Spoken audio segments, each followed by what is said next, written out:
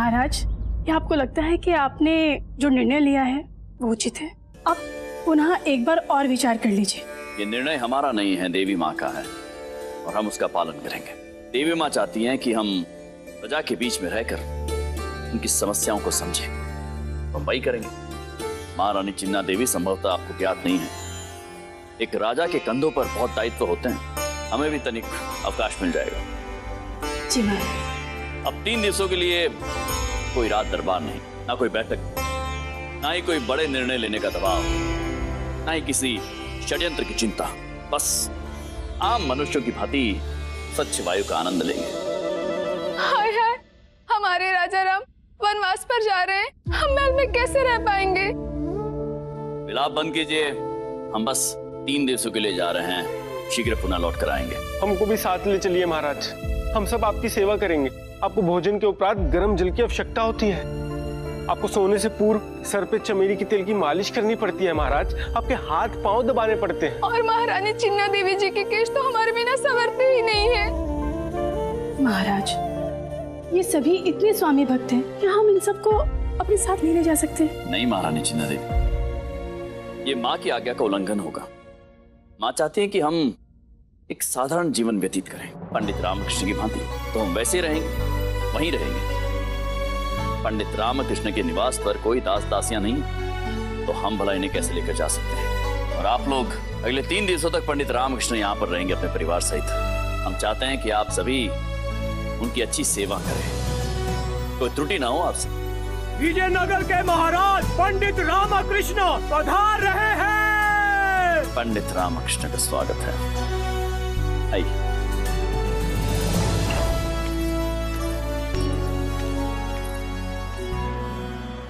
स्वागत है आप सभी का। विजयनगर राज्य के नए महाराज का स्वागत है।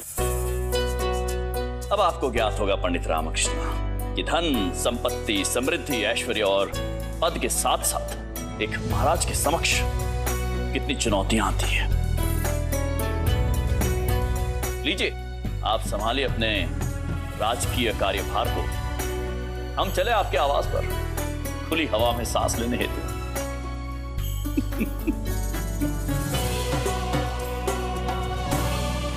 शिव शिव शिव शिव शिव शिव शिव शिव, ये सब देखने से पूर्व हम नेत्रहीन क्यों नहीं हो गए? गुरुवर, क्षमा महाराज, क्षमा। वो क्या है कि हमने आपको सदैव वैभव मंडित संपन्न देखा है, रिद्धि सिद्धि से परिपूर्ण देखा है, अविजित सम्राट के रूप में देखा है। आज आपको ऐसे देख रहे हैं तो क्षमा करें, हम तनिक भावनाओं में बह गए थे महाराज। महाराज, अब हम नहीं रहे गुरुवर। अगले 3 दिवसों तक पंडित रामकृष्ण यहाँ के महाराज हैं और हम पंडित रामकृष्ण के विशेष सलाहकार रहेंगे।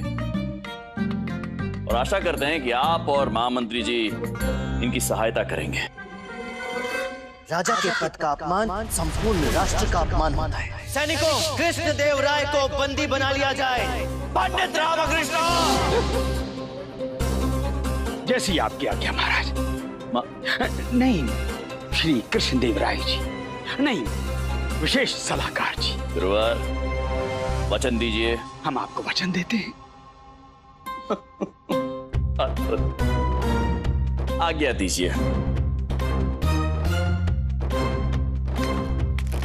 महाराज, अर्थात कृष्णदेव राय जी, आपका रथ तैयार है। महामंत्री जी, स्मरण रहे कि अब हम साधारण मनुष्य हैं और उन्हीं की भांति जिएंगे, अर्थात उन्हीं की भांति पैदल जाएंगे। और हाँ, ये बात कि हम पंडित रामकृष्ण के आवास पर रह रहे हैं, ये गुप्त रहे, अन्यथा विजयनगर की प्रजा हमें आम नागरिक का जीवन जीने नहीं देगी। आप निश्चिंत रहिए कृष्णदेव राय जी। आज्ञा चाहते हैं महाराज।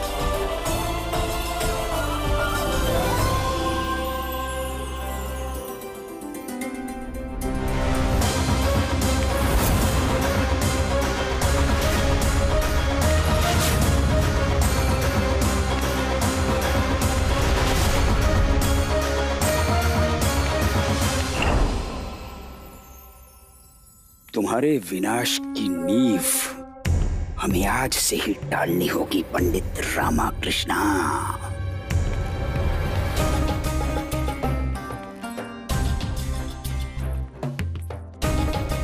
रुकिए महाराज। जी गुरुवर।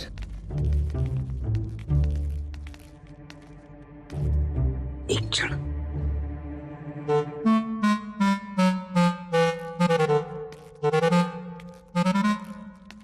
कहिए।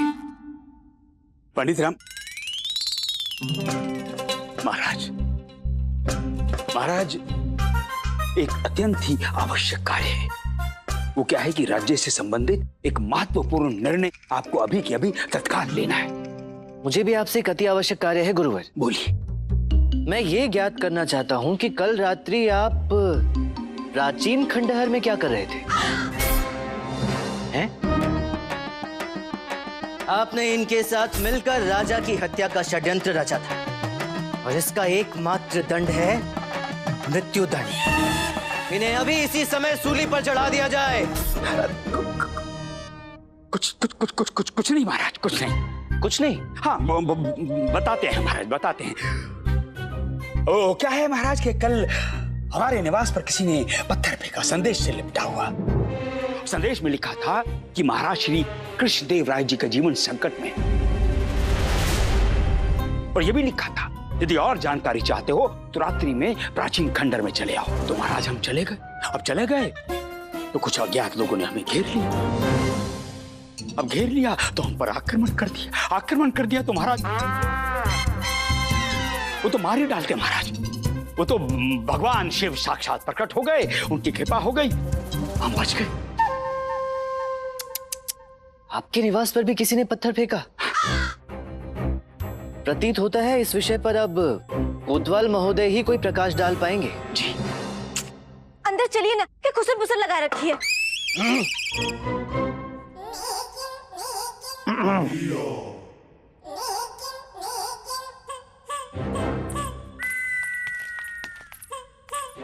क्षमा कीजिए महाराज। गुरुवर, महारानी शारदा ये जानने की अभिलाषी है कि ऐसा क्या आवश्यक कार्य है जो आप महाराज से दरबार में नहीं अपितु राजमहल के गलियारे में विचार विमर्श कर रहे हैं। रामा, मुझे बाहर निकाल, दम घुट रहा है मेरा। रामा, शारदा का स्वर देखा? स्वयं को चिन्ना देवी से कम नहीं समझ रही है। अब महारानी शारदा देवी जी, आपका कथन उचित है। सेविकाओं, हमें रनिवास ले चलिए, हम क्लांत हैं। आज्ञा चाहते हैं। जी। गुरुवर, मंत्रीवर, आप दोनों विशेष मंत्रणा कक्ष में हमारी प्रतीक्षा करें। मैं थोड़ी देर में वहां पहुंचता हूं। जो आज्ञा महाराज। जी महाराज।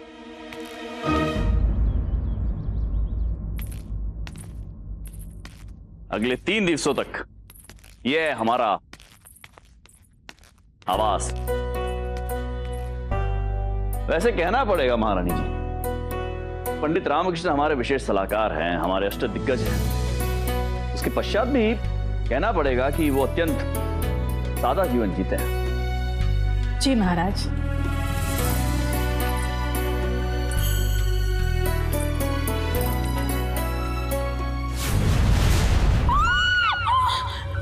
महाराज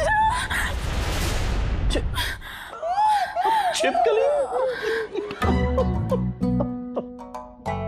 तो अब हमें समझ में आया कि विजयनगर राज्य की महारानी अर्थात पूर्व की और भविष्य की एक छोटी सी छिपकली से भयभीत होती है। महाराज। महारानी जी, रसोई घर उस तरफ है और ये छिपकली आपके मार्ग में नहीं है।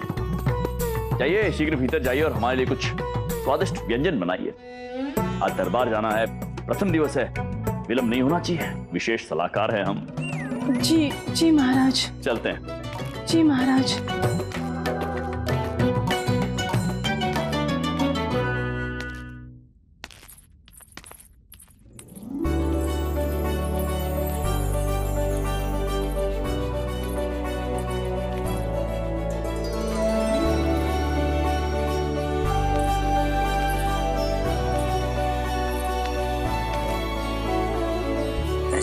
रानी के वस्त्रों में आप अत्यंत ही सुंदर लग रही हैं।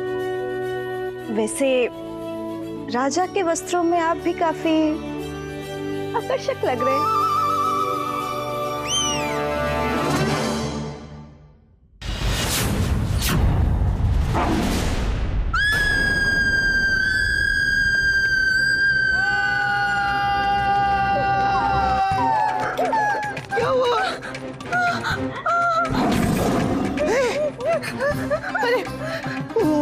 उससे भयभीत हो गई पगली और साथ साथ मुझे भी डरा दिया।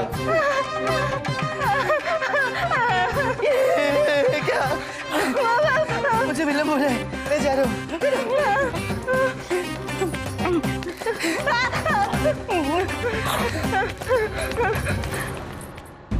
सावधान! विजयनगर के महाराज पधार रहे हैं। महाराज श्री पंडित रामाकृष्ण की जय। महाराज श्री पंडित रामाकृष्ण की जय। महाराज श्री पंडित रामाकृष्ण की जय। महाराज श्री पंडित रामाकृष्ण की जय। अद्भुत पंडित रामकृष्ण।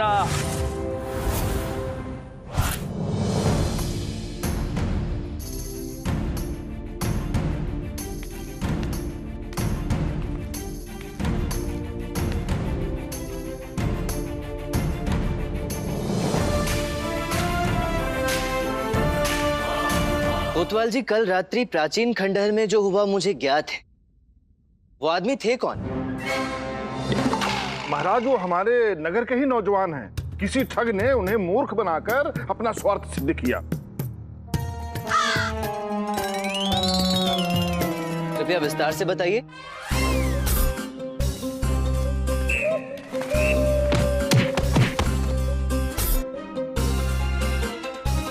कोतवाल, महाराज समझ गए? जी मंत्री। इसका अर्थ है पत्थर द्वारा संदेश भेजना एक प्रपंच था। वो मुझे प्राचीन खंडहर में बुलाना चाहते थे। और हमें भी। मार मार के पूरा शरीर सुजा दिया। मंत्रीवर, महाराज, अपने गुप्तचरों की सहायता से ये ज्ञात कीजिए कि अश्ववाहिनी सेना के सेनाध्यक्ष इस षड्यंत्र में शामिल थे भी या नहीं। और ये ज्ञात कीजिए कि वो मेरा अपहरण करना चाहते थे या गुरुवर का। हाँ महामंत्री जी, हम भी जानने के लिए उत्सुक हैं। उचित है महाराज। गुरुवर, आप कौन सी महत्वपूर्ण बात बताना चाहते थे मुझे?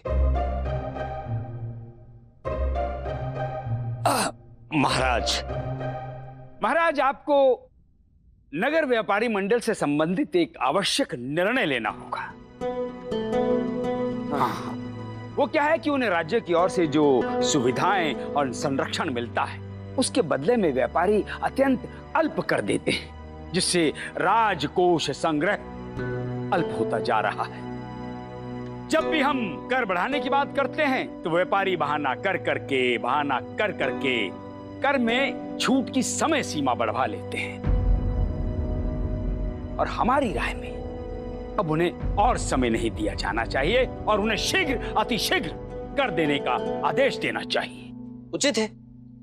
अब व्यापारी व्यापार से कमा रहे हैं तो उन्हें कर भी चुकाना ही चाहिए।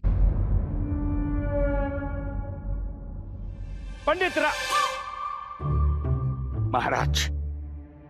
महाराज आपको इस आदेश पत्र पर राजकीय मुद्रा लगाकर आदेश देना होगा। ठीक है, किंतु राजकीय मुहर है कहाँ?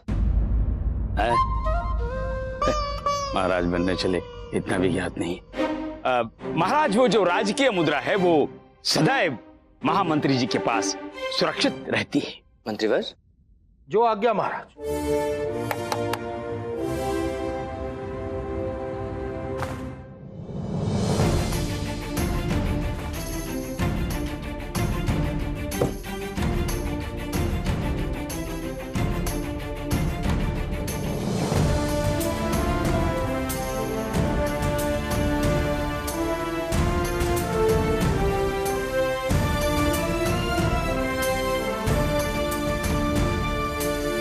ये मोहर तुमने अपने विनाश में लगाई है महाराज पंडित रामाकृष्ण।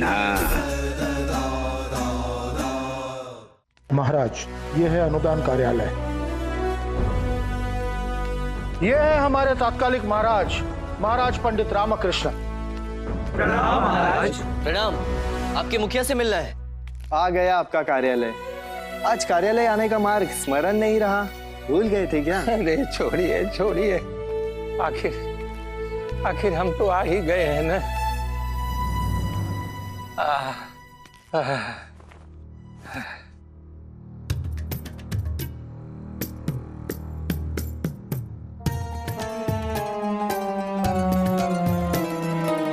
महामंत्री जी, गुरुवर, पंडित रामाकृष्ण जी, आप यहाँ? क्या महाराज जी भी आपके साथ पधारे हैं? महाराज, ये मधुसूदन जी यहाँ के मुखिया हैं। महाराज कृष्णदेव राय के पिता के समय से ये यहाँ कार्यरत हैं और हमारे महाराज भी इनका बहुत आदर सम्मान करते हैं। आइए, हमारे विशेष कक्ष में पधारिए। आइए। मधुसूदन जी, आपका कक्ष यहाँ नहीं, वहाँ है। भूल गया। आइए आइए आइए आइए आइए आइए, हम आपकी क्या सेवा करें?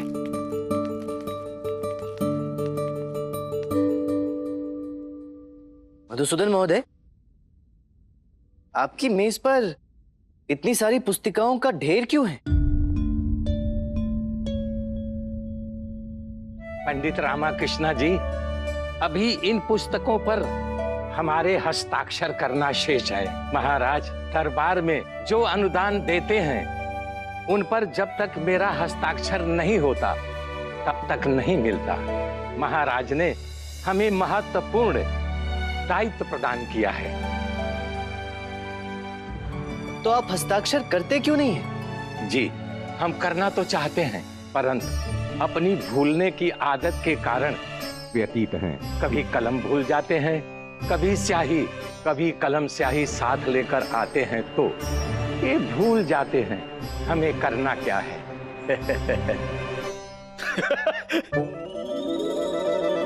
अब क्या करें, मेरी आयु भी हो गई है न।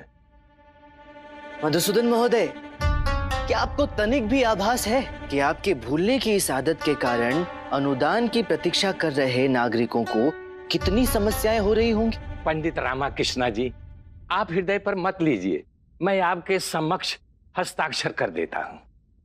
अरे नहीं नहीं मधुसूदन महोदय, कृपया आप हृदय पर मत लीजिएगा।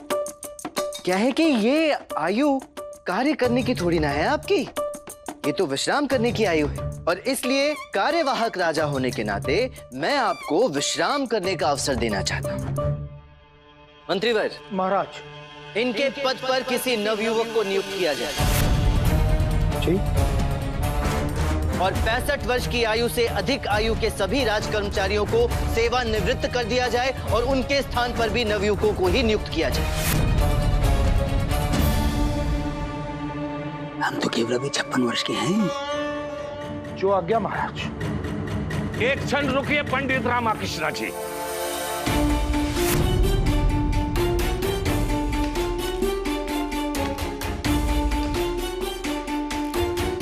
शायद आपको विदित नहीं है, हमें इस पद से पदच्युत करने का परिणाम क्या होगा।